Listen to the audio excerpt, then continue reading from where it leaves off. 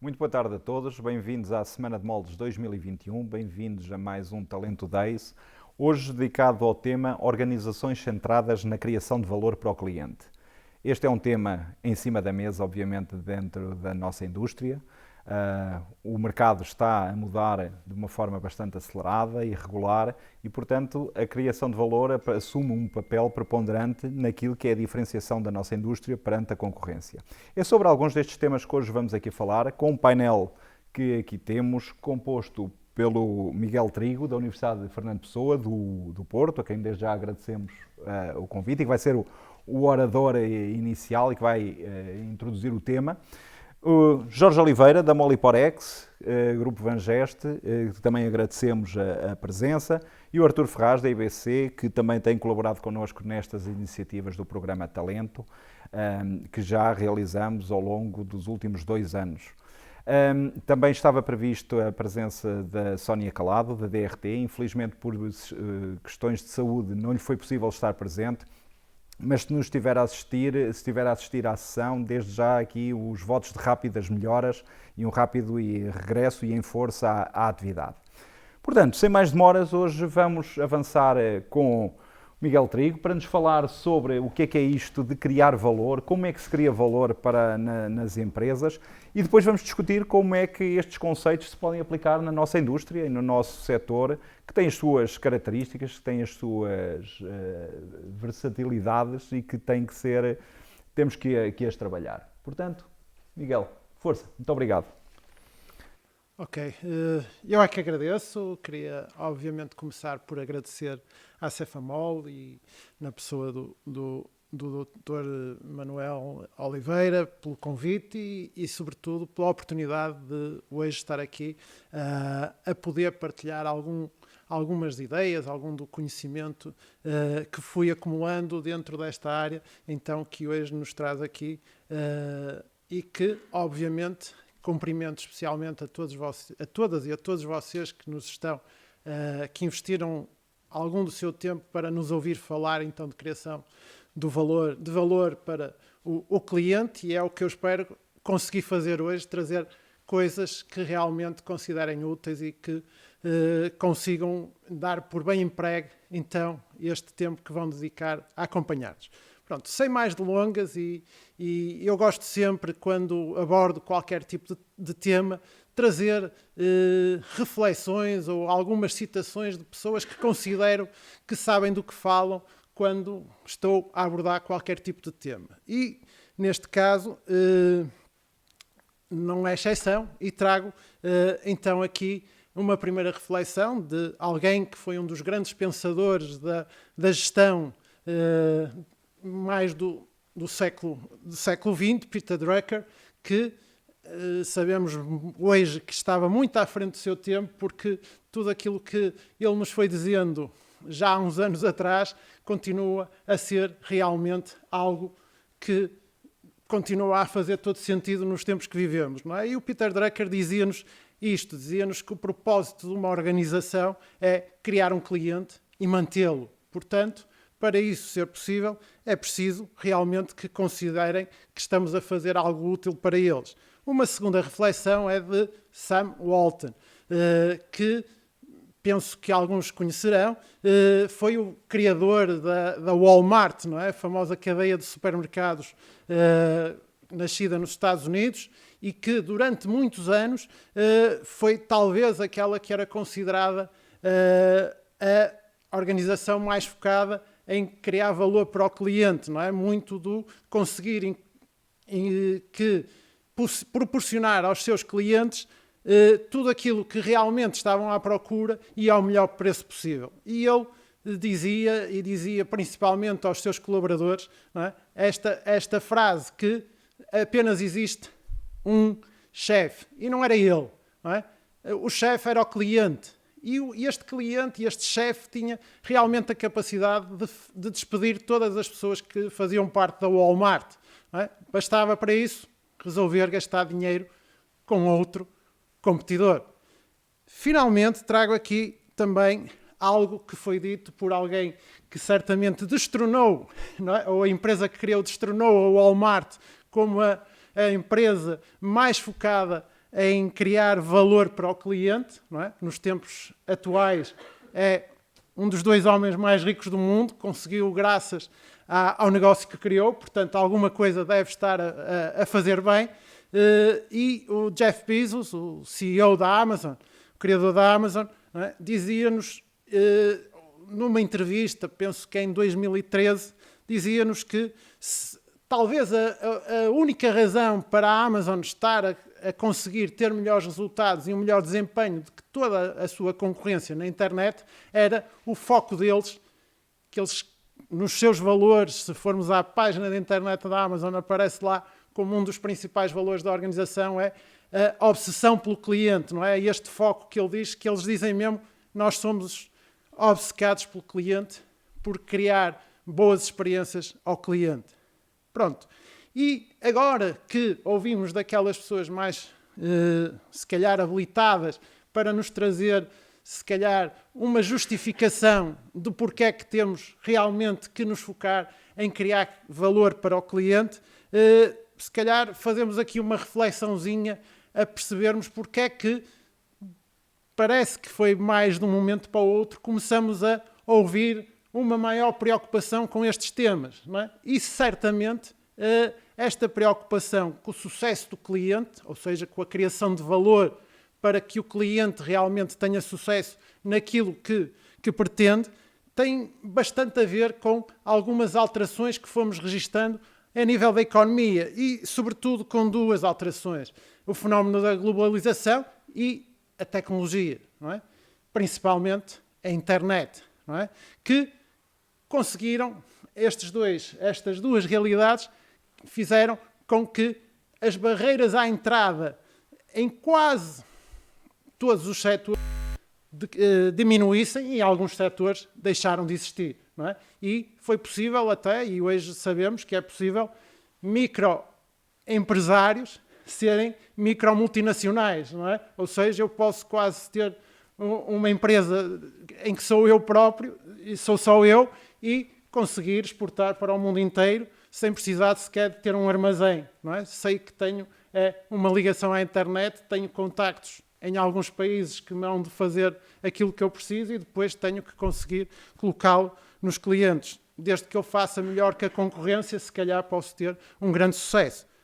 Bom, mas então, lá está. Estes novos participantes, como é que se caracterizam? Caracterizam-se por olhar para esta experiência de ponta a ponta, ou seja, qualquer experiência que um consumidor tem, seja na área da mobilidade, seja na área das compras, e tentam olhar para a experiência de ponta a ponta, ou seja, desde o momento em que o cliente sente a necessidade de algo até ao momento em que usou ou continua a usar um produto ou um serviço, e eles tentam imaginar como é que através da tecnologia vão poder melhorar aquela experiência até 100 vezes mais. Se calhar, certamente foi isso que pensou o Jeff Bezos quando mudou o negócio de compras, não é?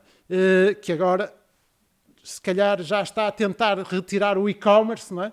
Mas foi assim, certamente, que ele pensou. Foi assim que, se calhar, as pessoas que criaram a Uber pensaram, não é? De dizer assim, ok, qual a melhor experiência de mobilidade que podemos proporcionar fazendo uso das tecnologias que existem hoje em dia.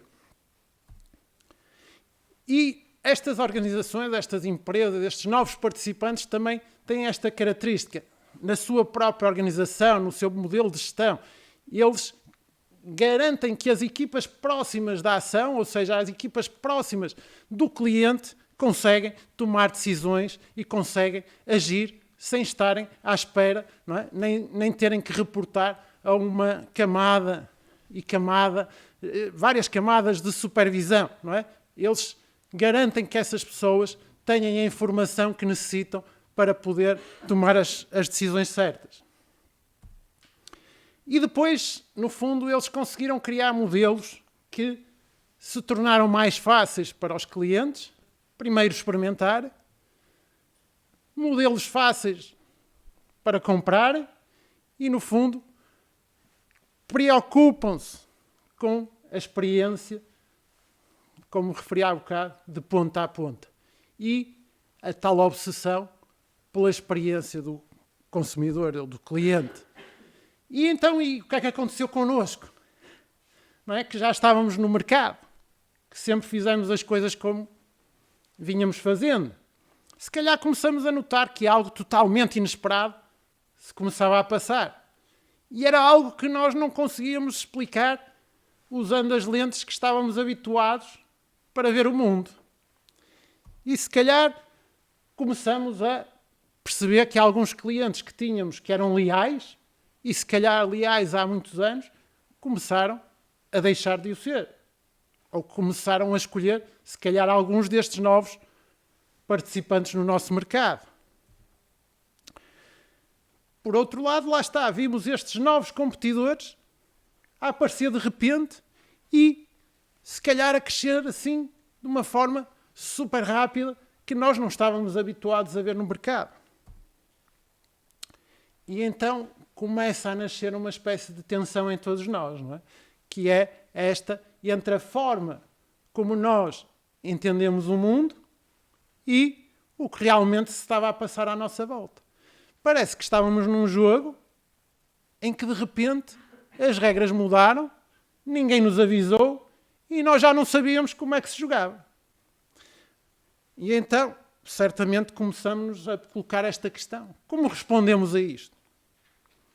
Eu diria, focando-nos naquilo que é o tema desta conversa, não é? Criando valor para o cliente. E a primeira forma que nós temos de criar valor é perceber o que realmente leva um cliente a comprar e a usar determinado produto ou serviço.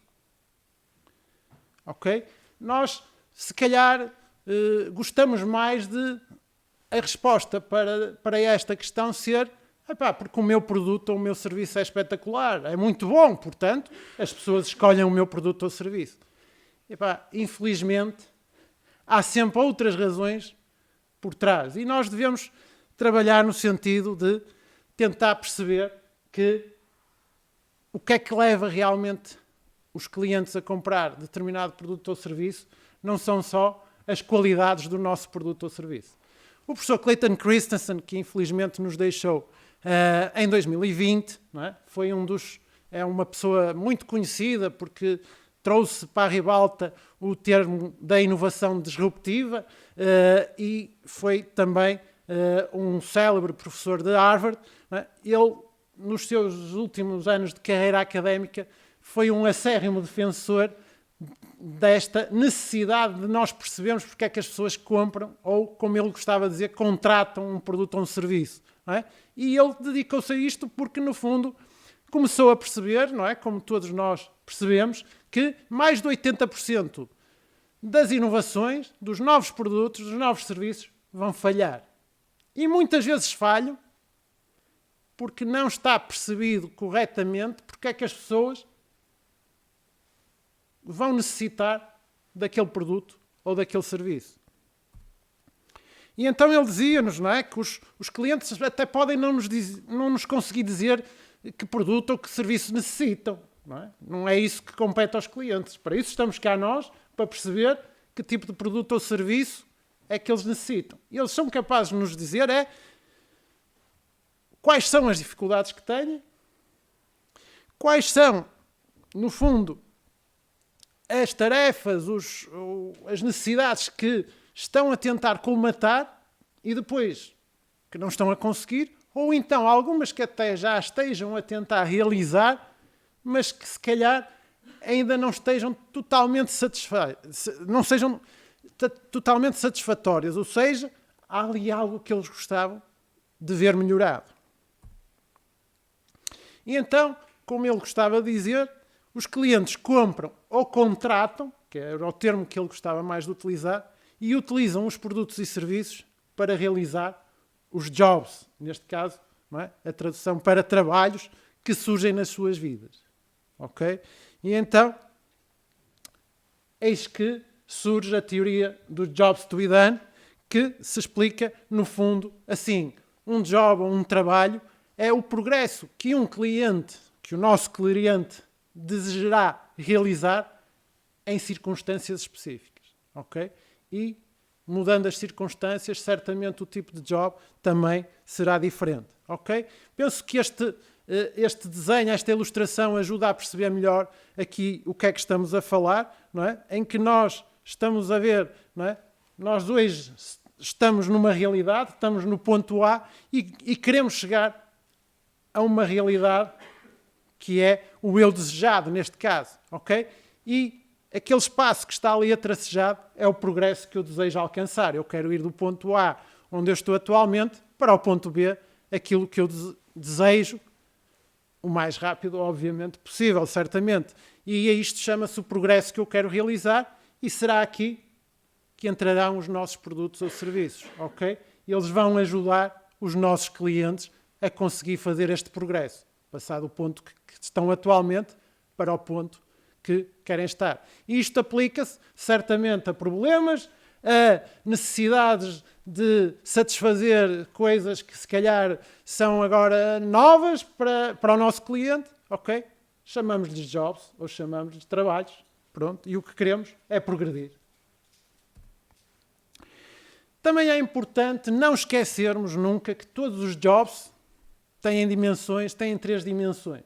Têm dimensões funcionais, no fundo, a necessidade mais básica, por exemplo, para que eu possa contratar um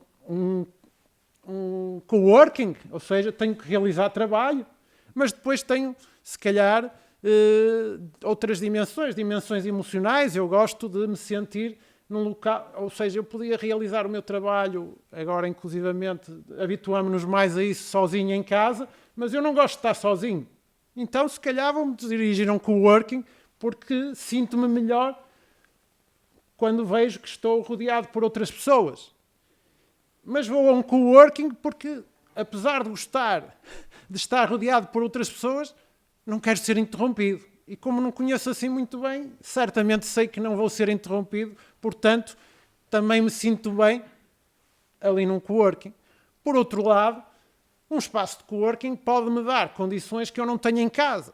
Tenho que reunir com clientes e, se calhar, alguns espaços fornecem boas salas de reuniões. Portanto, quando falamos da dimensão social, é da minha preocupação de sentir-me bem perante os outros ou com os outros. Ok? Todos os jobs têm estas 3 dimensões. E depois, também é importante conseguirmos perceber as concessões que o nosso cliente está disponível para aceitar.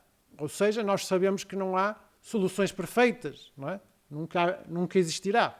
Obviamente que há, dentro destas dimensões que falamos, há algumas características dentro destas dimensões que os nossos clientes acham fundamentais e que, se a nossa solução não lhes oferecer a resposta a essas necessidades, eles vão achar que não é a solução adequada para eles e pode haver outras coisas que eles até estejam disponíveis para dizer ok, tudo bem. Agora, também importa termos atenção a uma coisa. Se calhar estão disponíveis para essa concessão se não houver alguém que ofereça essa solução, ok? Assim, antes de existir uma coisa chamada Netflix, que todos conhecemos antes, havia clubes de vídeo. A empresa mais famosa dentro dos clubes de vídeo chamava-se Blockbuster. Já acho que existe hoje uma perdida no meio dos Estados Unidos, ok? E a Blockbuster era fantástica porque nos permitia ir alugar filmes para nós passarmos um serão em casa a ver um filme em companhia, certamente, das pessoas que mais gostávamos. Só que tinha, se calhar, alguns senãos. Às vezes o filme que eu queria ver não estava disponível porque havia uma quantidade limitada de cópias. E se eu me atrasasse a devolver o filme, aliás, que era lógico haver uma multa, uma penalização por atrasos, porque havia muita gente a querer ver o filme e como havia cópias limitadas, tinham que tentar ali criar um estímulo negativo, neste caso, para que as pessoas devolvessem os filmes rapidamente. Era algo que eu dizia, agradava-me pagar multas? Não. Mas o resto, lá está, era algo que me agradava. Portanto, eu estava disponível a fazer essa concessão. Até que chegou a Netflix E a primeira coisa que a Netflix fez quando nasceu, ainda num modelo de negócio que era envio de DVDs por correio, ok? Não era streaming ainda, a primeira coisa que fez foi não há taxas de penalização por atrasos na devolução. Ou seja, eu por acaso nesse momento ainda não pude ser cliente da Netflix, ou hoje em dia, mas lá está. Se estivesse nos Estados Unidos, certamente seria uma concessão que eu já não estaria disponível para fazer. Depois também é importante percebermos que quando estamos a resolver um job de um cliente, os nossos produtos tornam-se serviços. Ou seja, estamos a falar de experiências, ok? Por muito espetaculares que sejam as soluções que nós oferecemos ao cliente, as experiências de como ele consegue comprar a nossa solução e usá-la, não é? No fundo, as experiências que nós proporcionamos ao cliente na realização do progresso que pretende, é que contam. Ok? E se quisermos então, neste diagramazinho de setas, temos aqui, numa folha só, aquilo que diríamos que é o processo dos jobs to be done. Ok? O processo começa com a tal descoberta de qual é o verdadeiro job que o cliente quer realizar. A seguir temos que criar as experiências desejadas, não é? Porque o nosso produto torna-se serviço, ok? Portanto, nós temos que conseguir olhar para o nosso cliente e perceber quem é que ele é, o que é que ele está habituado, como é o seu dia-a-dia. E nós temos que fazer que o nosso produto se encaixe na perfeição ao dia-a-dia dos nossos clientes, à forma como ele está habituado a comprar, se está habituado a pagar com regime de contactless, não o podemos obrigar a pagar em dinheiro. Temos que criar experiências inteligentes e tornar a adoção da nossa solução o mais simples e agradável possível para os clientes. E, finalmente, o processo terminará quando nós acharmos e conseguirmos integrar também aquilo que é a nossa organização, os processos internos em torno do job do cliente e não organizarmos as nossas estruturas de acordo com aquilo que é o interno. Ou seja, temos que criar o departamento da A, B, C, D, ou E, e muitas vezes esquecemos se aquilo faz sentido para a experiência do cliente. Ok? E todas aquelas organizações que conseguem fazer esta integração têm uma vantagem competitiva imensa relativamente à concorrência. E então, diríamos que o primeiro passo seria então descobrir o job. E para descobrir o job, diríamos que há um ciclo. E é um ciclo porque, pelo menos os passos 2 e 3, têm que ser repetidos. Ok? Por isso se chama um ciclo. Ok? Então, o ciclo de jobs, de descoberta dos jobs do nosso cliente, começa com a nossa própria imaginação. Começa internamente. Ok? Nós temos que tentar perceber que, certamente, se já existimos porque conseguimos satisfazer um job de um cliente, ou de vários clientes, aliás. Não é? E, se calhar, e eu trago aqui esta imagenzinha da lupa para nos lembrar que, apesar de começarmos internamente, o nosso trabalho é detetive, ok? Não podemos ficar dentro das organizações. É? Nós costumamos ver, certamente, séries de detetives e sabemos que eles vão para a rua, ok? Ou seja, o nosso primeiro trabalho, sim, é o de imaginação e, através, por exemplo, de uma ferramenta do estilo Canvas, tentarmos internamente e ir buscando as pessoas que estiveram lá no início, sejam os fundadores, os primeiros colaboradores, não é?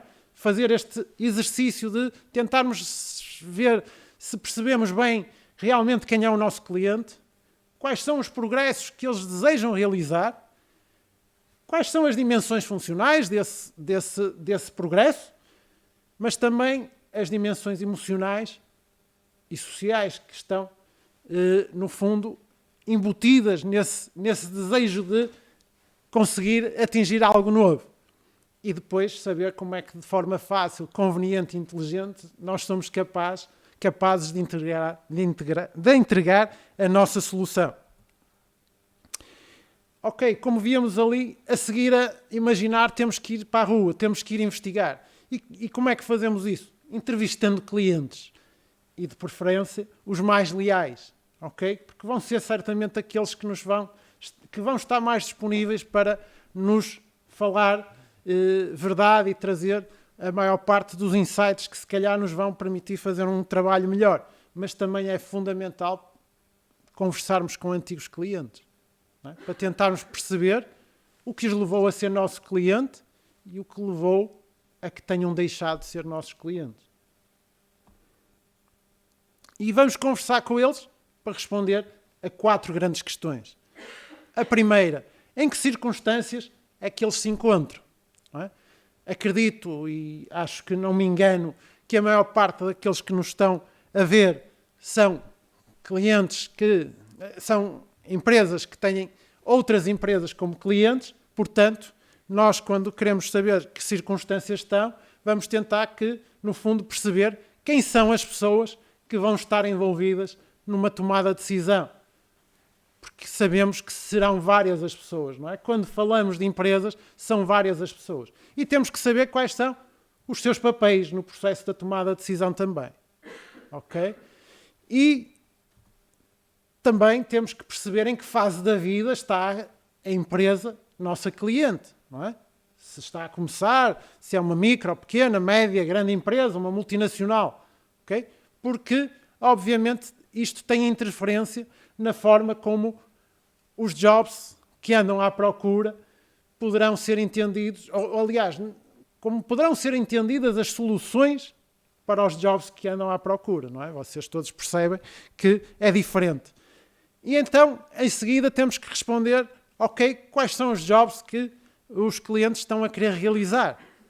E sabemos que em termos de B2B, há 2 tipos de jobs diferentes, ok? Que são os jobs baseados nas funções, ou seja, aqueles que as pessoas das empresas necessitam de conseguir realizar relativamente à função que desempenham dentro da organização, e depois os seus próprios jobs pessoais, ok? Trago aqui um exemplo, ou seja, se formos olhar para os jobs de um CEO de uma empresa, não é? Aquele job, por exemplo, um job baseado em funções será: eu quero criar uma equipe de liderança de alto desempenho. Okay? Tem a ver com a função CEO. Mas tenho também um job pessoal. Deixar um legado. Okay? Isto é um job que não tem a ver diretamente com a função de CEO. A terceira questão a que temos que arranjar respostas é: o que é que o cliente contratou para realizar então aquele job? Okay? E vamos perguntar-lhe, porque esta é possivelmente a forma que melhor temos para perceber o que é que ele entende por uma solução de qualidade. Okay? Se ele nos disser que contratou determinada solução para realizar aquele job, começamos a perceber o que é que ele considera ser uma boa solução para o job. Okay? Há um exemplo muito célebre que é quando nós tentamos perceber qual é o job de um milkshake, neste caso da McDonald's. Peço desculpa pela publicidade, porque o caso é mesmo este, ok? E o job de um milkshake da McDonald's pode ser totalmente diferente para 2 tipos de clientes da McDonald's que compram milkshakes. Há um cliente que costumava ir comprar os milkshakes às 6 da manhã. E esse cliente precisava de fazer uma longa viagem até ao trabalho, e então o milkshake ia ser a sua companhia agradável, que ia fazer a viagem toda com ele e que o ia manter satisfeito até às 11 da manhã, que era a hora em que ele podia fazer um intervalo para tomar um lanche outra vez. E às 6 da tarde, esse cliente entrava no McDonald's com os filhos, ou com o filho, ou com uma filha, e tinha outro job totalmente diferente para realizar. Durante o dia ele teve a necessidade de dar um ralhete ao filho ou à filha. Então, aqueles que me estão a ouvir, que são pais como eu, sabem o quão depois às vezes ficamos ali com alguma não é? Com o coração um bocadinho apertado. Então esse mesmo cliente do McDonald's das 6 da manhã às 6 da tarde queria, de alguma maneira, fazer ali um agrado que ajudasse a tirar o desconforto que ainda sentia por causa do ralhete que deu ao filho. Os jobs são totalmente diferentes. Ele foi contratar a mesma solução, ok? Mas o job da manhã era para realizar uma viagem de pelo menos 1 hora e o do fim da tarde não podia demorar mais de 10 minutos, ok? Portanto, o milkshake tinha que ser diferente de manhã e diferente à tarde, ok? Portanto, a solução de qualidade da manhã não tinha nada a ver aquilo com que eu consideraria uma solução de qualidade da tarde. E esta questão também, não é? O que é que contrato e porquê, também nos vai permitir perceber quem é que são a verdadeira competição que estamos a enfrentar. Porque a McDonald's não está só a enfrentar a competição do Burger King na venda de milkshakes. Não, porque estas pessoas que às 6 da manhã faziam a viagem tinham experimentado bananas, donuts e por aí fora. Ok? E todos estes são competidores. Os competidores da Netflix, nós ouvimos o CEO dizer várias vezes, não são apenas as outras empresas de video streaming. São estádios de futebol, teatros, circos e por aí fora. Tudo aquilo que sirva para nos entreter e nos tira a nós de frente do ecrã da Netflix são os competidores da Netflix. Finalmente, a quarta questão que temos que arranjar respostas são quais são os sinais a dizer preciso de ajuda dos clientes. Ou seja, quais são aqueles, não é? E há bocado, quando falava das concessões, se calhar são sinais de ajuda. Se nós resolvermos essa concessão, se calhar temos ali uma boa oportunidade. Ok? Pronto. Ou seja, por outro lado, também muitas vezes soluções improvisadas também podem ser uns bons sinais de que há ali uma oportunidade, não é? Porque o job é tão importante e não há uma solução que foi criada para resolver aquele job que a pessoa está a tentar arranjar soluções para realizar o progresso na mesma, ok? Quem via uma série chamada MacGyver percebia que o MacGyver arranjava sempre uma solução improvisada para resolver o seu job. Ok? E muitas vezes nós vemos pessoas a aparecer, se calhar nos aeroportos já vimos várias vezes pessoas a levar fichas triplas para poder ligar o computador. Solução improvisada. Ok? Temos que estar atentos e lá está. Eu disse que é conversar com os clientes, mas também é observar. Okay? Até porque muitas vezes o que os clientes nos dizem não é bem o que fazem. Portanto, temos também que estar atentos e observar algumas pistas. E então, depois da investigação, vem a interpretação. E como é que interpretamos? Interpretamos através depois de termos entrevistado uma série de clientes nossos, pegar numa folhinha, fazer um traço ao meio, dizer as 4 perguntas que queremos responder e aquilo que conseguimos aprender com o cliente nas conversas que tivemos. E depois temos que realizar também, e podemos realizar também, um mapa do mercado. O mapa do mercado, no fundo, é uma matriz em que nós, na vertical, vamos colocar todos os jobs que identificamos e na horizontal as circunstâncias em que as pessoas estavam quando nos disseram que precisavam de realizar aquele job. E no fundo, se nós combinarmos o mapa de mercado, este mapa de mercado, com aquela folhinha das especificações que as pessoas nos disseram que havia, não é? Quando tinham que realizar aquele job, nos responderam àquelas 4 perguntas, nós possivelmente vamos começar a perceber qual é a nossa concorrência real e quais são os lugares onde nós estamos a ganhar e perder para a competição e porquê que isso está a acontecer. Não é? Nós vemos aqui, lá está, um mapa já mais preenchido em que até ali temos, não é? Isto é para um hipotético café que se chamava Taza, não é? E tivemos ali uma série de clientes que entrevistaram, uma série de jobs e vemos ali que alguns são preenchidos pelos concorrentes da Taza, ok? E há ali, se calhar, uma zona onde a TASA deve apostar. Ok? Porque eu não falei disso, mas lá está. Onde estão os vistos são os locais onde a TASA está a competir e está a acertar. Ou seja, está a conseguir ser a solução de qualidade para os clientes. Quando vemos X, é porque não é, ou pelo menos não está a ser uma solução de qualidade para aqueles clientes. E depois disto, lá está, como é um ciclo, repetir. Para terminar, que eu não vou, se calhar, ver isto a fundo, a terceira fase, organizarmos em função do cliente. Ok? E aí, lá está, analisem a vossa organização. Certifiquem-se que cada área percebe bem o que precisa de fazer para apoiar o cliente e o seu sucesso. A área de desenvolvimento de produto tem que se colocar constantemente esta questão. Que funcionalidades é que ajudarão realmente os nossos clientes a atingir o sucesso e os seus objetivos? As vendas têm que perceber quem são os clientes adequados, ok? Para a nossa solução.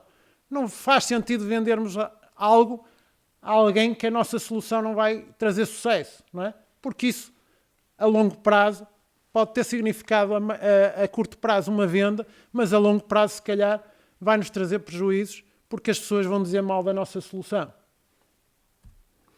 Para além de as perdermos, ainda podem denegrir a nossa imagem. O marketing tem que perceber quais são as mensagens que tem que transmitir, que mostram claramente o que é que se alinha em termos daquilo que nós conseguimos criar de valor para o cliente e aquilo que eles andam à procura, ok? Em vez de tentar vender o produto só, vendamos o produto, mas a dizer porque com este produto consegue realizar este job espetacularmente.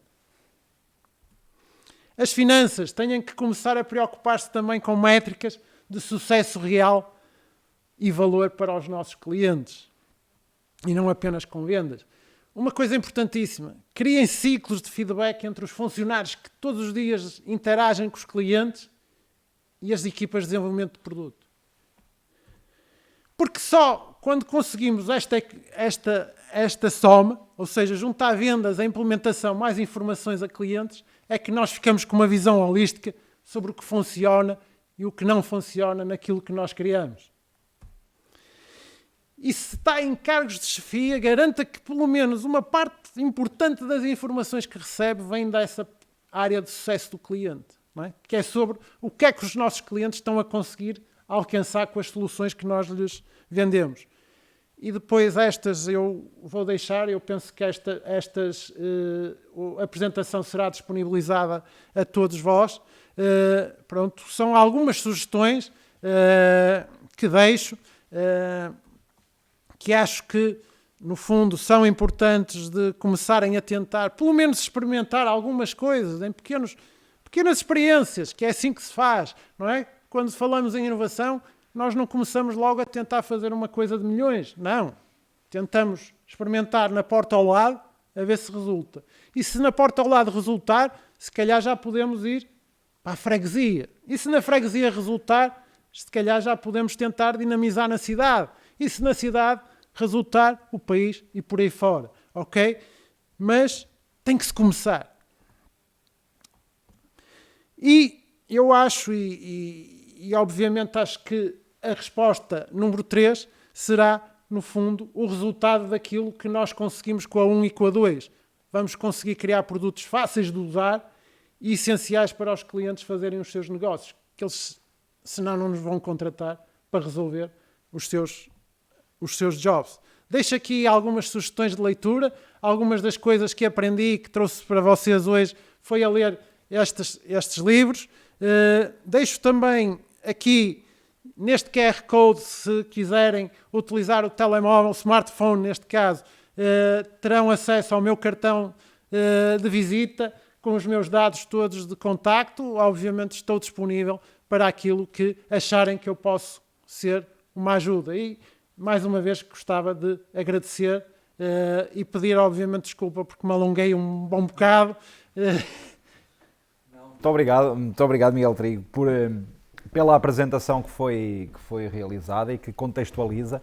Obviamente agora vamos falar um bocadinho como é que vamos passar isto para a indústria, não é? E passar isto principalmente para o nosso setor. Os conceitos estão lá, os conceitos são reais, são aplicáveis e é aí que nós vamos falar. Queria também lembrar a todos os que estão a assistir que podem colocar as vossas perguntas, os vossos comentários no chat que temos disponível e que vamos acompanhar a partir daqui para perguntas que possam ser colocadas, nós também aqui as podemos discutir.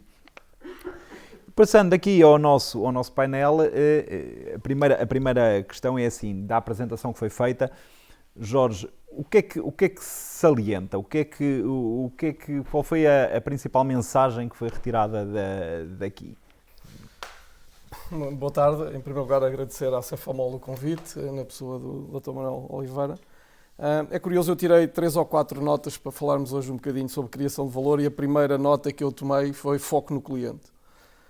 Nós na Moliporex e no grupo Vangest, a Moliporex nasceu em 86, esse sempre foi o mote de crescimento, a preocupação no cliente desde a pessoa número 1 à pessoa número N. E tentar perceber as dificuldades, as necessidades do cliente e só assim podemos ajustar o nosso produto às necessidades do cliente. Foi também curioso terem-me feito este convite para falar um bocadinho de criação de valor porque quando um convite no 10º congresso da Cefamol pediram-me para falar de novo mercado e novo paradigma e temos que sair do automóvel e eu acho que frustrei um bocadinho as expectativas de todos porque toda a gente estava à espera, ok, onde é que a Vangest e a Moliporex descobriu moldes e na altura o último slide que eu apresentei, que era o New Market, falava Added Value. E como é que era o Added Value? Era by competitiveness, by service and support, by specialization, by complementary service and by technology. E exatamente é isto que eu queria dizer hoje. Continua a ser válido 3 anos depois. Portanto, o foco no cliente é fundamental. Temos que perceber que, sendo o nosso core business, na realidade, o molde, na própria cadeia de valor, podemos criar valor ao cliente a montante, na própria ferramenta e a jusante. A montante, por exemplo, na área do design, na área da engenharia de produto. Nós, no Grupo Vangest, criámos a primeira empresa ligada ao desenvolvimento de produto em 1996, e em 97, se calhar muitos colegas acharam-nos um pouco loucos, criámos a empresa de design e puramente design de produto, estilo, em que as pessoas que trabalhavam na Grand Design nem sequer de engenharia de produto sabiam, era mesmo só estilo. Isto porquê? Porque sentimos a necessidade de alguns clientes, exatamente a montante, terem uma empresa que pudesse pegar no projeto de início a fim e pudesse criar valor em termos de timing, em termos de custo e em termos de produto final ao cliente. E portanto foi isso que fizemos em 97. Continuamos com a Grand Design, que continua a não ser o nosso core business, mas continua a servir a alguns clientes. E aqui na criação de valor também acho que é muito importante perceber o cliente que temos, porque cada cliente tem as suas particularidades. Temos uma OEM que pode necessitar de criação de valor a montante do nosso negócio principal. Temos um fornecedor de primeira linha e de segunda linha que tem outro tipo de necessidades no cluster que fornece às OEM. E depois temos aquelas empresas que são custom molders, que têm outras necessidades, mas que também temos muita criação de valor a fazer ao nível da ferramenta, ao nível dos processos, também em termos do trabalho para o cliente. A jusante também, na própria ferramenta, há muita coisa a fazer e para isso, mais uma vez, é preciso falar com o cliente, é preciso perceber os targets e é preciso perceber que o cliente é que é importante. Às vezes há um pouco a tendência de, depois do negócio fechado com o cliente, vamos tentar ganhar aqui um bocadinho de tempo para tornar as coisas mais relax para a produção. Há aqui uma alteração, vamos tentar compensar um bocadinho, está totalmente errada essa visão.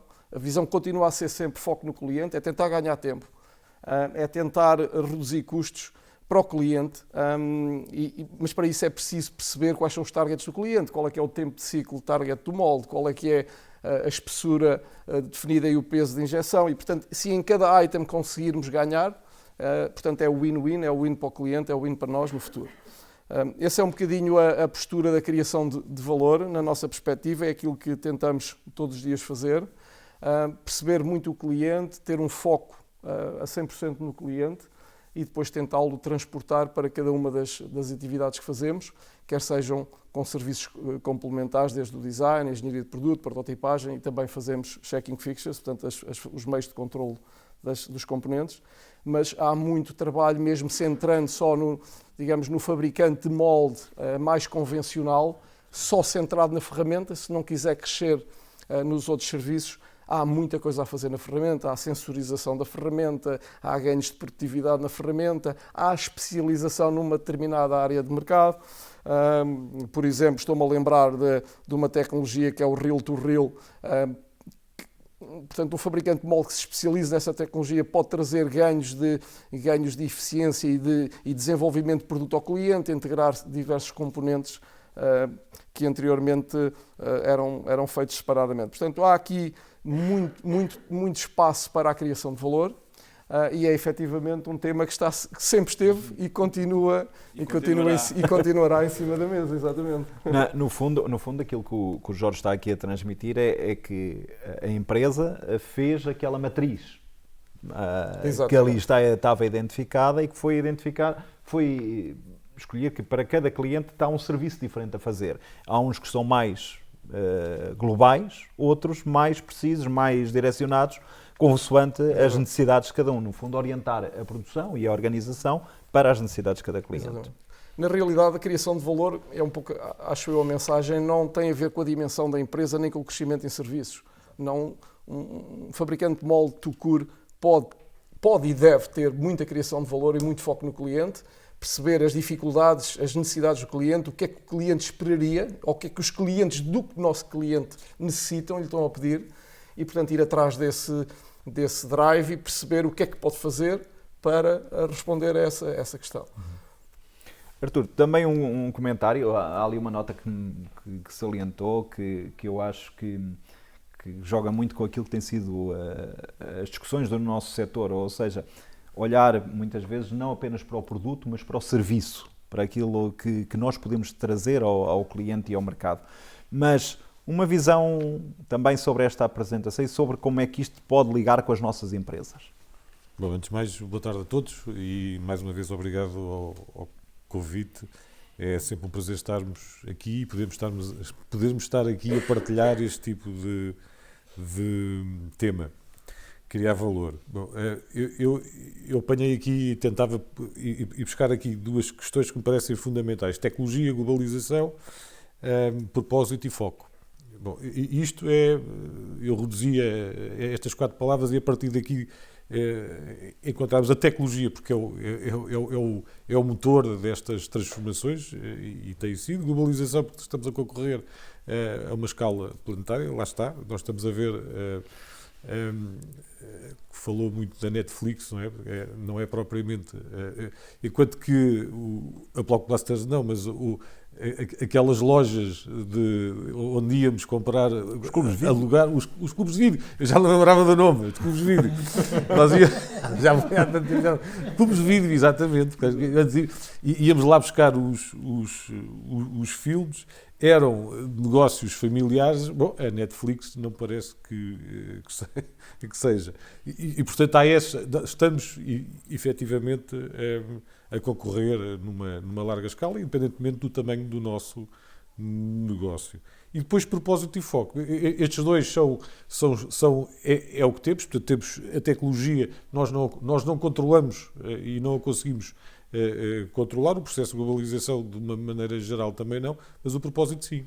Portanto, era aqui que estava, perante aquilo que nós temos e perante aquilo que é a realidade atual, seja lá ela qual for, nas nossas organizações temos de ter um propósito, seja lá ele qual for também. Lá está, como estava a dizer o Jorge, seja eu uma empresa maior, uma empresa mais pequena, eu tenho que ter um propósito. E a questão é, esse propósito tem que ser explicado internamente. Ora, se não há essa explicação, não há foco. E isso muitas vezes é uma das grandes dificuldades que nós temos nas organizações. Ora, perceber que precisamos gerar valor é uma coisa relativamente simples, não é? Bom, temos que gerar valor, porque se não gerarmos valor, de facto, o cliente ou o potencial cliente não vem ter connosco.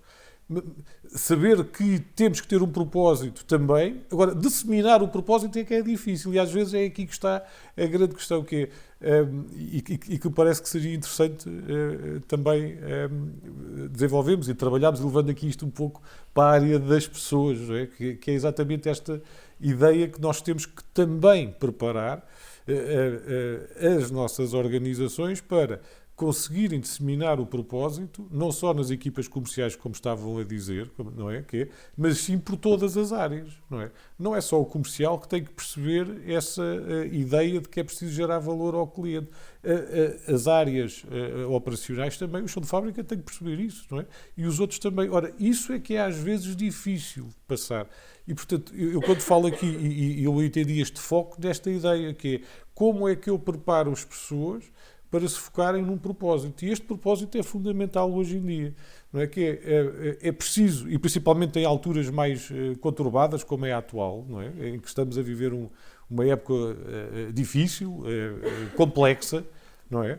Em que as pessoas precisam de ver um propósito e precisam de o sentir. Não é? E ainda há pouco aquilo que estava, logo aqueles dois exemplos, não é? O dual market e aquela afirmação do Orton, que é fundamental, não é? O meu patrão é o cliente, ponto, e é ele que o refere e diz-o de uma forma muito clara. Portanto, nós temos que entender isso, mas isso tem que ser passado dentro das organizações e tem que ser trabalhado. E isso não se trabalha só com palavras, é preciso agir sobre essas situações, não é? Eu trabalho muitas vezes com algumas equipas, sejam empresas pequenas ou mesmo multinacionais, em que muitas vezes têm os seus objetivos definidos e quando nos perguntamos, então vocês têm os objetivos? Não, eu tenho. As pessoas sabem quais são os seus objetivos. Então como é que os põem em prática? Pois esse é que é o problema. É como é que eu ponho em prática objetivos? Pois é que o objetivo é uma coisa que é uma palavra lata. Não é? E agora como é que eu transformo esta coisa em ações concretas que eu tenho que fazer todos os dias e têm que ser desenvolvidas com prática e principalmente com rotina? Porque se não existir essa rotina de colocar em prática determinadas coisas, os objetivos depois não se concretizam. E se não se concretizam, as metas também não. Logo o propósito não se estabelece. Quer dizer, como é que nós geramos isso? Eu julgo que esta é muito o nosso desafio nas organizações, sejam elas pequenas, sejam elas maiores. Às vezes, até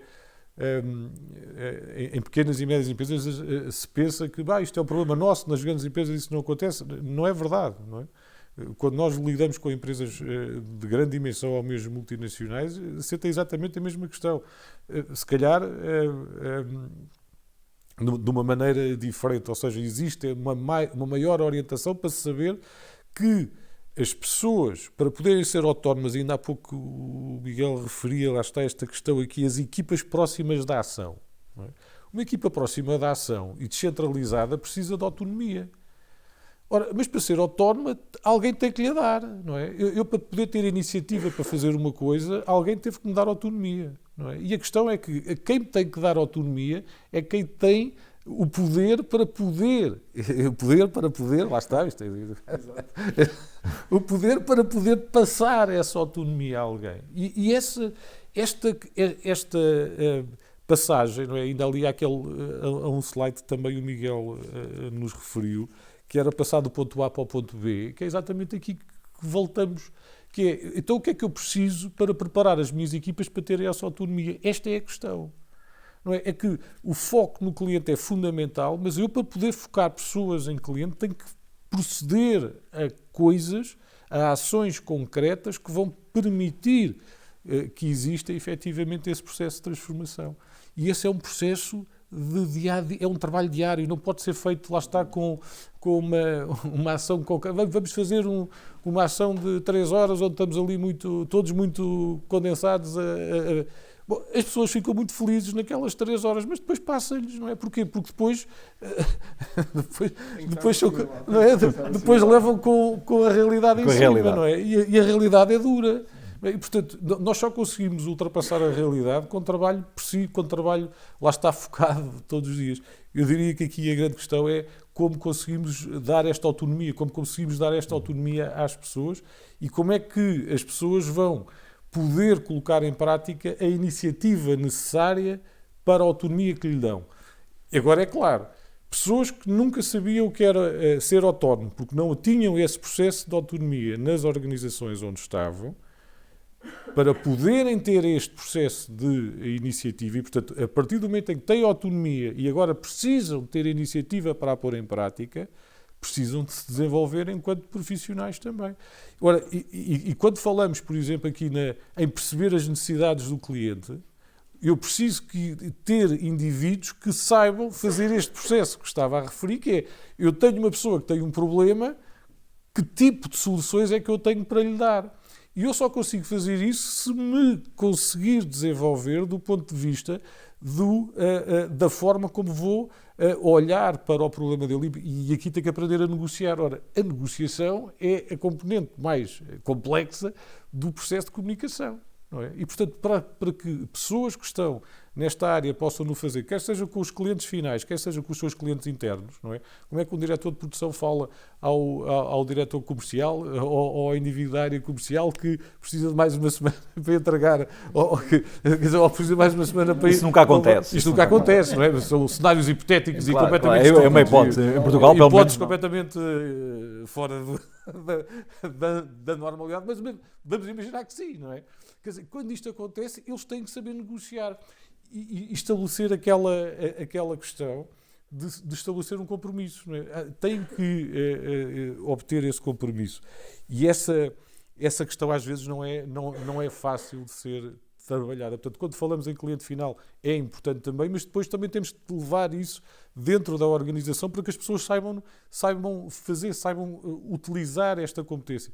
Mas esta competência não se consegue desenvolver, efetivamente, sem percebermos qual é a autonomia que queremos que as pessoas tenham, qual é a autonomia que as pessoas neste momento têm, para conseguirmos ver qual é que é o ponto A, aquele em que elas estão agora em termos de autonomia, e qual é o ponto B, aquela que eu quero que elas venham a ter em termos de autonomia. Porque senão estas equipas nunca funcionam, não é? Há um dos exemplos das células terroristas, não é? Usando aqui, que começaram a fazer isso dando formação desde os 5 anos. Portanto, é um exemplo a seguir. Não é? Certamente. Eu perguntava aqui, o Jorge há pouco já deu aqui algum toque nesse ponto, mas eu questionava aqui o Miguel, como é que nós passamos de um setor que tem um foco, acaba por ter, na grande maioria das empresas, não é em todas, obviamente, mas um grande foco na produção, como é que passamos de uma visão da produção para uma visão da criação de valor? Como é que isto se desenvolve nas empresas? E depois eu já lá vou a perguntar aqui ao Jorge como é que isto faz nas empresas de moldes, que ainda é mais difícil. Eu diria que se calhar primeiro precisamos de encontrar mais Jorges.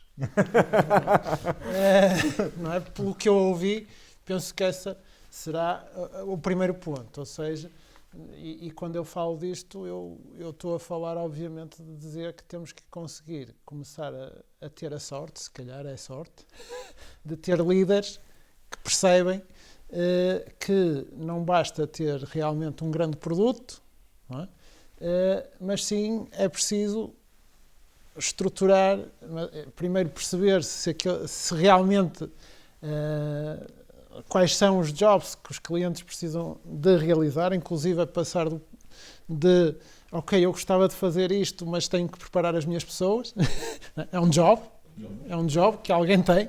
No fundo, se calhar um Jorge que percebe a importância de mudar as coisas, não é? E que quer fazer a mudança, porque se o Jorge não quiser, a mudança não vai acontecer. Ponto 1. Portanto, não é? Liderança, ponto 1. Ok? Ou seja, se ali não houver vontade, nada se consegue, por muitos seminários, muita formação, muito tudo e mais alguma coisa, se não houver a vontade da liderança. Pronto. E depois, obviamente, a liderança tem que dar o exemplo. Não é? Nós sabemos que quando somos crianças aprendemos muito com os exemplos que vemos dos nossos pais e dos nossos familiares.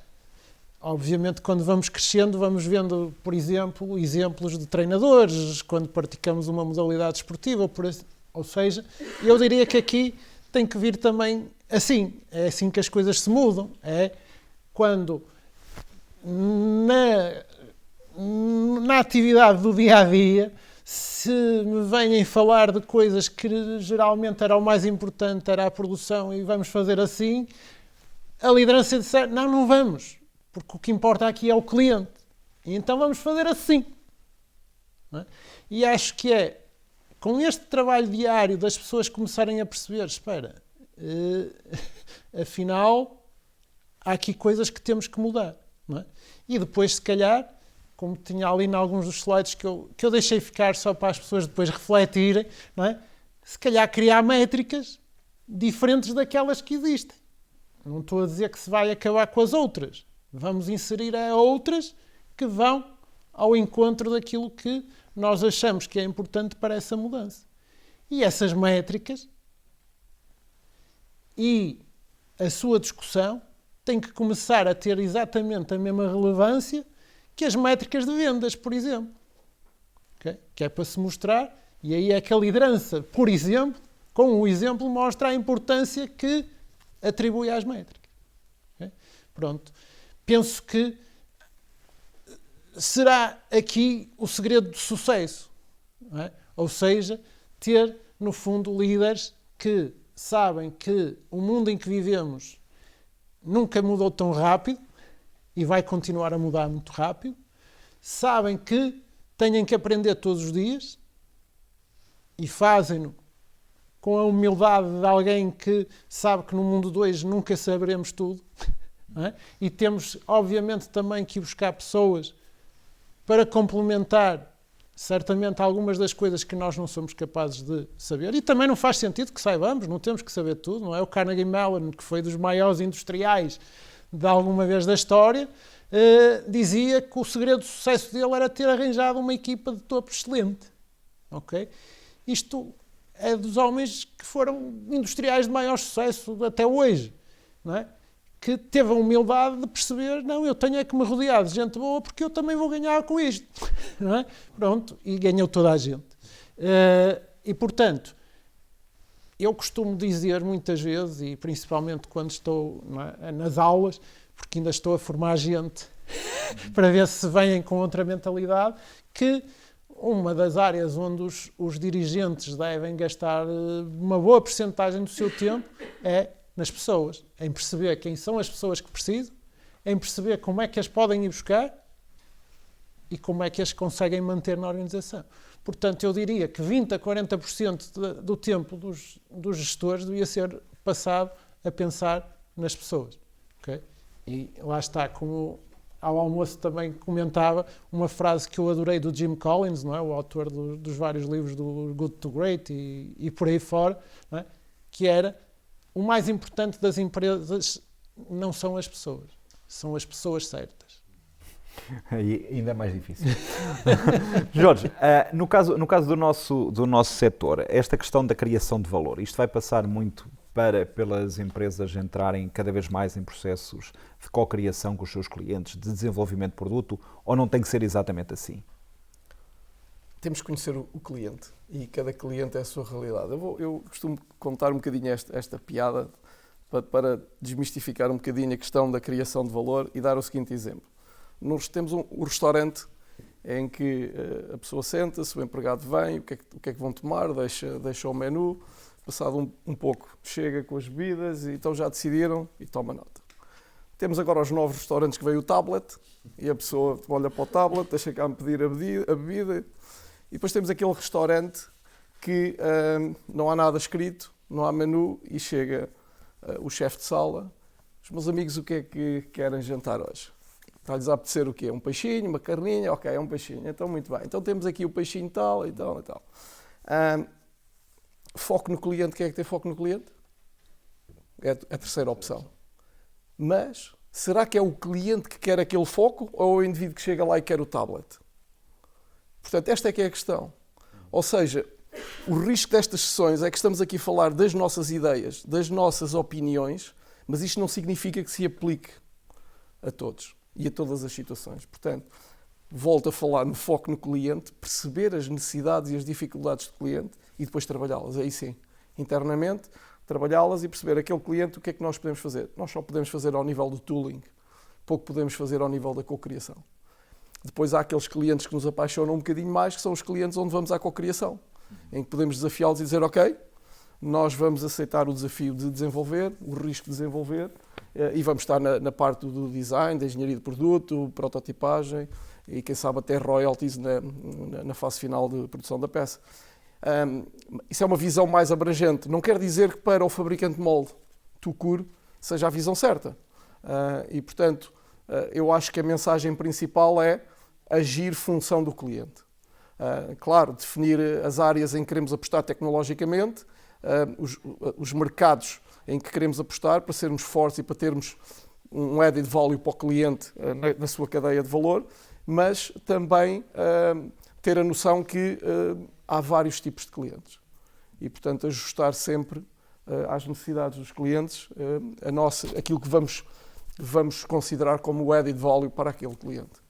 Artur, isto é uma questão de cultura empresarial? É uma questão de estratégia? É um misto? É o quê? Cultura, claramente, não é? E estratégia é seguir, é como dizia, não é? A cultura come a estratégia ao pequeno almoço, não é? E, portanto, a cultura é muito importante. Agora, há culturas que se calhar têm que passar, têm que ter uma transformação, não é? Tem que ser, porque se calhar temos... A cultura demora a ser mudada, a ser alterada. Agora, independentemente disso, aquilo que estamos a dizer é que, efetivamente, temos que olhar para as necessidades de quem nós servimos. É exatamente isso. Quer dizer, eu tenho um cliente que quer chegar lá e carregar o tablet e não quer lá saber, não quer ter lá um indivíduo a perguntar-lhe o que é que eu quero. Eu quero é escolher e não quero falar com ninguém porque eu testo falar, ou testo pessoas, né, como algumas pessoas. E há outros que querem ir e querem efetivamente ter essa experiência para serem surpreendidos e provavelmente porque vão com mais tempo, etc. Não é? E, portanto, há de tudo. E a questão é exatamente essa. A questão é sabermos ter pessoas nas organizações que consigam identificar o que, em primeiro lugar, qual é o posicionamento até onde querem estar, não é? Eu quero ir buscar tudo ou quero ir buscar os tais que querem ser surpreendidos, não é? E eu, se calhar, vou-me especializar ou vou tentar ir encontrar esse nicho onde vou ser muito bom, não é? Mas, se calhar, se eu tivesse ido ao outro, ia ser terrível, não é? E, por isso, depois vou precisar das tais pessoas certas, não é? Agora, que tipo de pessoas é que eu preciso para fazer isto? Que o Jorge estava a referir, que é o indivíduo que chega lá e que sabe fazer a pergunta, que até vê com quem é que está, que é diferente do outro indivíduo que deixou o tablet e foi-se embora.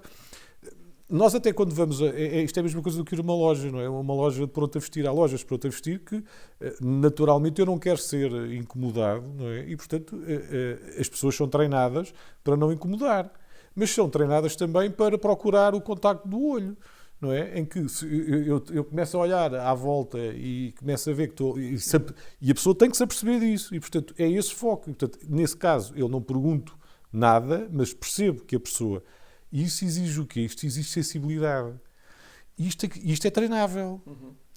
E tem que ser treinado. Portanto, mas é treinado em função do tal propósito, diria eu. Portanto, aqui o propósito é crítico, não é? É saber, eu quero estar numa ótica generalista que é rede de arrasto. Ok, o que vier, vem. Ok, é uma forma e funciona.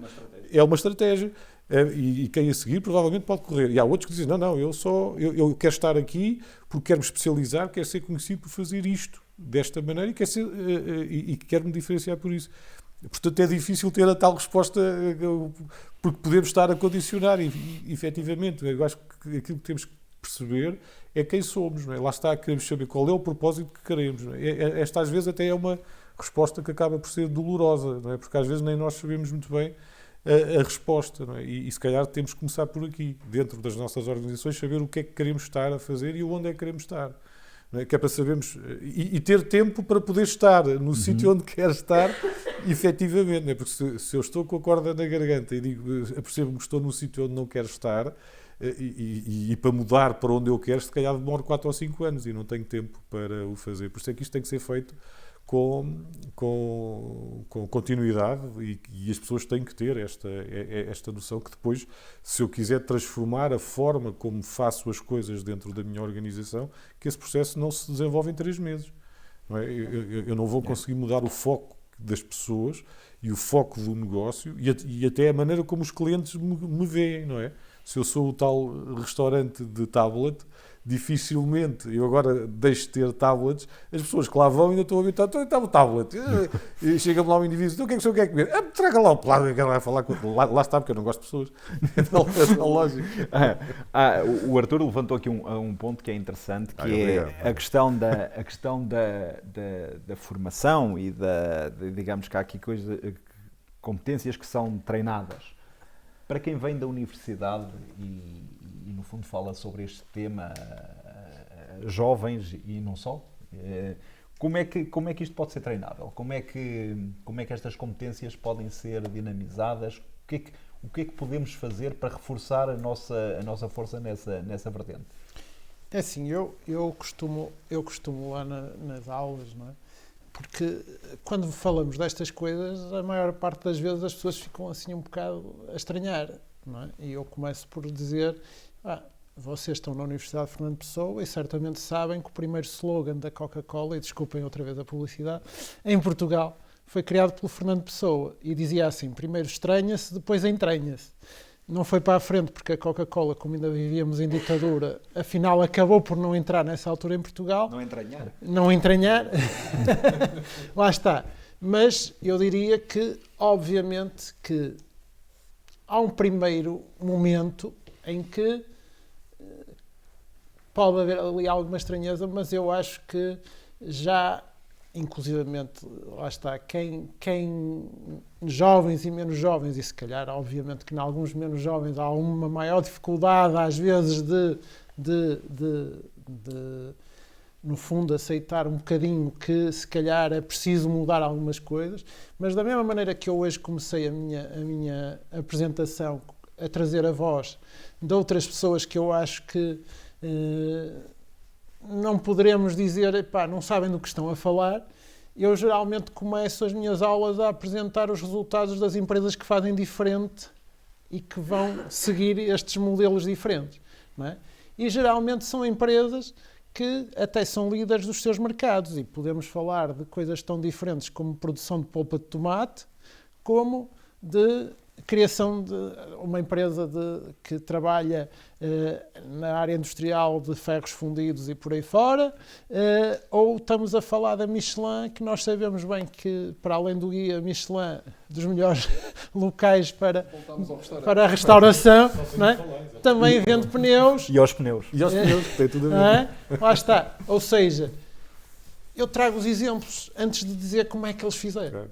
E digo assim, olhem, são líderes de mercado, vejam a comparação dos resultados deles com o resto do pessoal que anda aí no mercado. Agora, podem achar que não se aplicará, mas então eu não estaria a cumprir aqui o meu papel, não é? Que o meu papel é tentar ter aquilo que é mais atual e que consiga buscar em termos daquilo que é a realidade das empresas. Não é? Que eu também, uma das práticas que tento é trazer muitas pessoas das empresas às minhas aulas, não é? Porque acho que é o que faz sentido, é esta proximidade também da universidade com as empresas, com a indústria, não é? Para cada um, porque no fundo ganham os dois, a possibilidade da indústria mostrar aquilo que acontece, mas também receber ali, não é, se calhar algumas questões até que se possam colocar, até os alunos possam colocar, vão fazer as pessoas das empresas também pensar um bocadinho naquilo. Não é?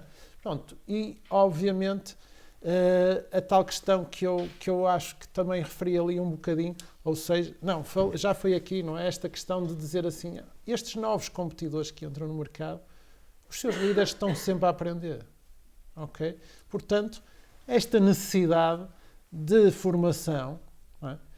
Obviamente, é fundamental e, não é? nós sabemos que uma das coisas que mais temos que aprender é a desaprender o que sabemos e que certamente é o mais difícil, não é? Porque, lá está, as culturas demoram muito tempo a mudar, claro, e por norma até só mudam quando há algum problema, não é? Porque senão está sempre tudo bem, não é? O que não deveria ser, não é? E aí entraríamos se calhar no tema da ambidestria, não é? Que se começa a ouvir falar muito e que se calhar é o segredo de sucesso de algumas das organizações que conseguem ter mais sucesso, que é aquelas que são capazes de serem ótimas a executar aquilo que é a sua atividade de hoje, mas ao mesmo tempo continuam ali a explorar, não é? Com a outra mão, a explorar novas oportunidades, não é? E esta exploração aqui, um dia pode até acabar com este negócio aqui. Mas foi, por exemplo, este modelo que permitiu à Fuji, não é? Antes que o negócio da fotografia, como a conhecíamos, acabasse, já estar no mercado dos cosméticos, já estar no mercado dos TVs plasmas, já estar no mercado dos medicamentos, não é? Porque aproveitou aquilo que já sabia fazer, não é? Que eles eram muito bons, tanto em pessoas como em conhecimento na área dos químicos, que eram fundamentais para estas outras indústrias, não é? E só se nós conseguirmos fazer isto, é que vamos a tempo, não é? Estar preparados para quando aquilo, não é? E sabemos que a Fuji continua a trabalhar a fotografia, mas agora é só ali um bocadinho. Eu antes de fazer aqui uma provocação, não fiz nenhuma até agora, mas queria só lembrar que quem nos está a assistir que pode colocar alguma questão ou algum comentário também para nós discutirmos aqui. A provocação não é propriamente uma provocação, mas parece que estou a ver um conjunto de pessoas que até está a assistir a esta sessão e pergunta assim: este pessoal fala muito bem, isto é muito interessante, mas no final o que o cliente quer é preço. Não é? E o que nós somos confrontados todos os dias é que a gente mostra-lhe, ou as empresas conseguem mostrar que isto é valor, que isto estamos a dar algo que é diferenciado, mas no final eles vão-nos comparar apenas pelo preço. Jorge, como é que nós ultrapassamos esta questão? Ou será que conseguimos ultrapassar? Não, aquilo que eu digo é simples, é que preço também é valor. E estava no meu slide. O primeiro ponto era competitiveness, preço e prazo. Há empresas que, e não me choca minimamente nada, que empresas apostem por estar no mercado com boa rentabilidade e com um foco no cliente, a ser aquela empresa que consegue fornecer em 4 semanas um molde para, agora já não se fazem telemóveis na Europa, mas um molde para um telemóvel, por um preço imbatível. E que conseguiu encontrar o secret sauce para fazer isso. Isso. Eu não vejo que o preço é sempre uma condicionante. É evidente que o preço global é diferente. E aí sim, aí já entra o added value. Mas lá está, estamos à procura daquele cliente que é um custom molder, que fornece apenas a peça de plástico e não tem intervenção, ou estamos à procura daquele cliente que tem uma cadeia grande e que vamos fazer added value até chegar ao molde, no molde e depois do molde. Portanto, o preço não pode ser visto per si, mas sim na cadeia global. Tudo depende de onde nos posicionamos. Exatamente. Esse é o desafio. Artur, há aqui outros elementos que condicionam a procura, não é? E a decisão de compra. Há bocado foram falados aqui na apresentação questões até emocionais, para além apenas do racional. Até que ponto é que em processos industriais, não é? E em áreas industriais, este processo emocional tem a sua... Eu estou-me a lembrar de um que nós costumamos, no fundo, dizer muito no seio do setor, que nós vendemos confiança. E confiança é uma questão emocional. Não é? É por aí que também temos que transmitir a diferenciação? Pois, não é? Quer dizer, gostei da resposta, foi simples, objetivo. A confiança é crítica, não é? E a venda, mesmo Mas se calhar era isso, era mesmo. Pois, sim, sem dúvida. Não, mas ouvíamos muito, peço desculpa de Força, mas ouvíamos muito no início dos anos 90 dizer-se business is a matter of trust. E realmente nós sempre demos muita confiança. Mas hoje em dia, lá está, continua a ser a matter of trust, mas many other things. E seja lá que produto for, quer dizer, seja para a indústria, seja para o que for, as questões emocionais são importantes, não é? São fundamentais. Até a preparação das pessoas. Hoje em dia a confiança aqui muitas vezes é a maneira como nós, quando apresentamos a nossa empresa em redes ou onde seja, a maneira como estamos a comunicar, não é? E que é algo que não é percebido diretamente, ou seja, nós, enquanto empresa, quando estamos nos mercados globais, quando aparecemos, mesmo que não sejamos conhecidos, já fomos vistos. E já fomos vistos aqui ou ali, ou porque interviemos num sítio, ou porque fizemos alguma coisa. E a pessoa que está a falar do lado de lá reconhece isso ou não, sabe isso ou não sabe. E até que ponto é que nós conseguimos fazer chegar essa mensagem. E isso não é uma coisa direta, não é? Nós, quando vamos comprar um veículo, ou quando vamos comprar o que quer que seja, sabemos quando vamos comprar uma coisa de uma determinada marca, sabemos quais são as limitações ou não que ela tem, mesmo que não a conheçamos, mesmo que não a tenhamos nunca visto, mas já ouvimos, já vimos, e essas referências acabam por ser também fundamentais hoje, não é? E, portanto, as questões emocionais aqui têm cada vez maior peso. Ainda hoje via uma situação, e já agora aproveitava para a referir, já que falámos aqui de vários nomes, que era foi o Lidl, entrou agora na Madeira. Na Madeira. E há um anúncio, não é, dele a dizer de uma estátua que há lá de um indivíduo que joga a bola. Não sei quem é.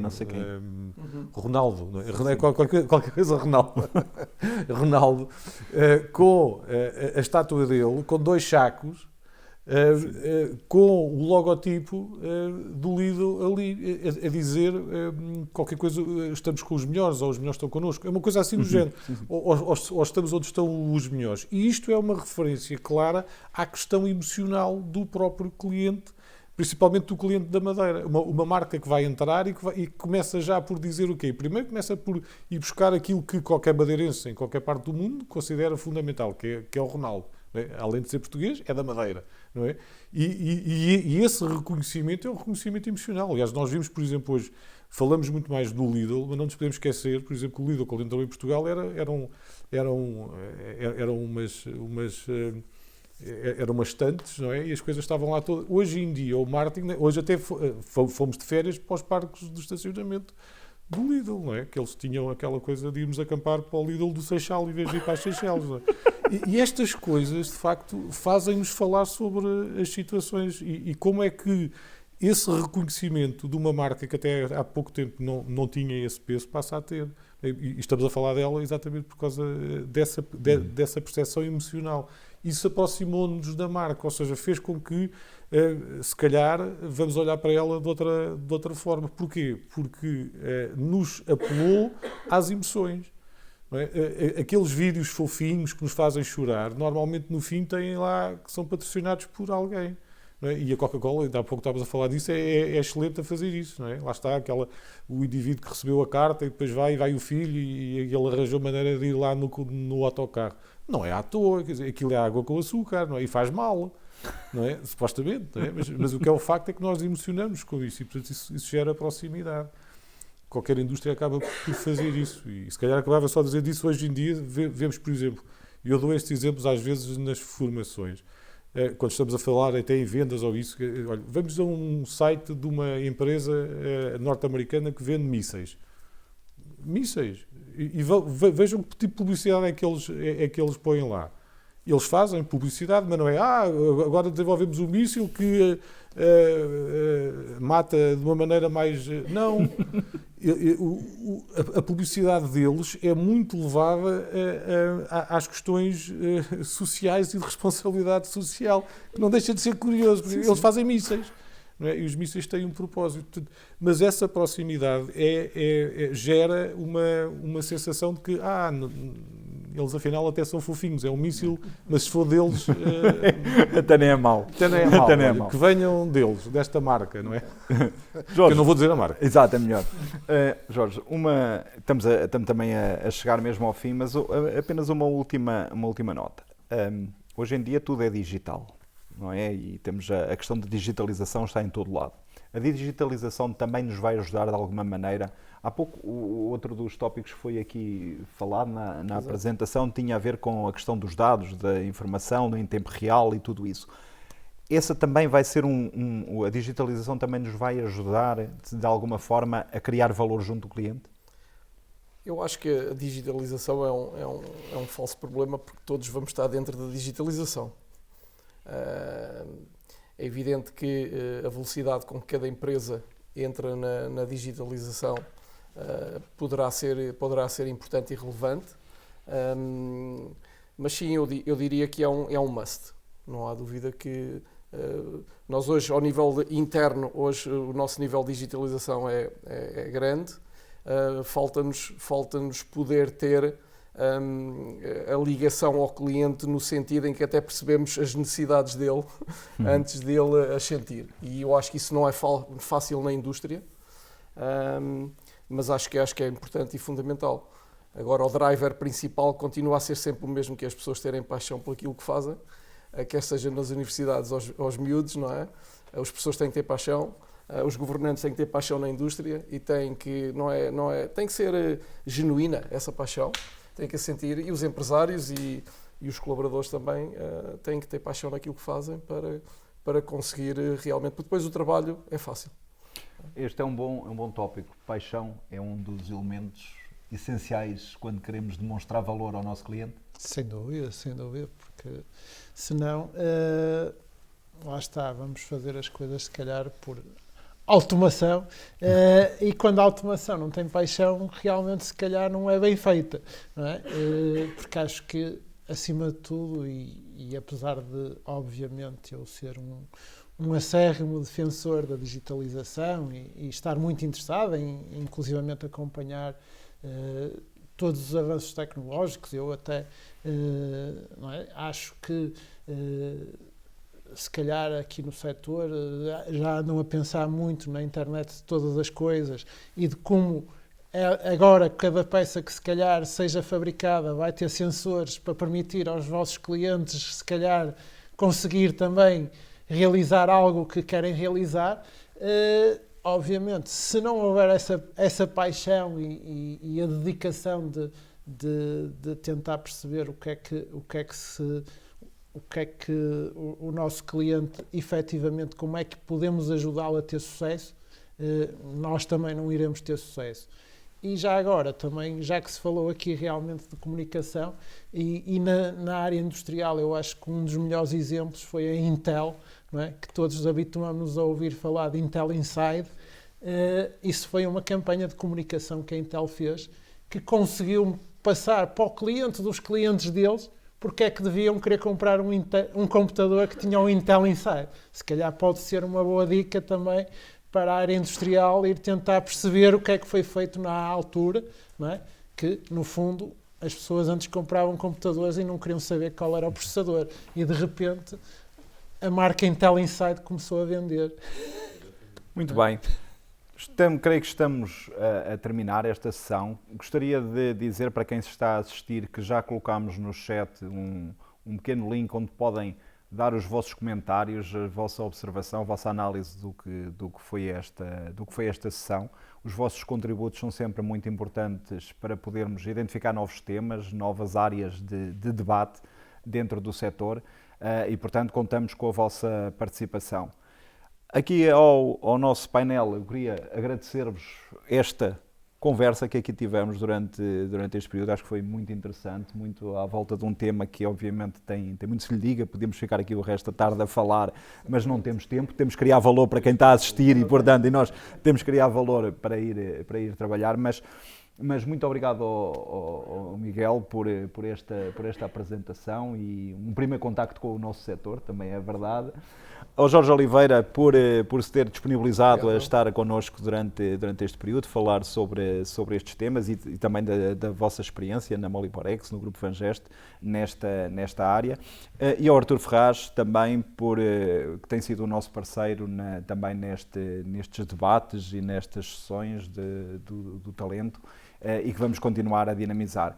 Também dizer que a Semana de Moldes continua com um conjunto alargado de ações. Já a seguir iremos ter outra sessão de apresentação de resultados de projetos de inovação que foram desenvolvidos no seio do setor, onde também contamos com a vossa presença.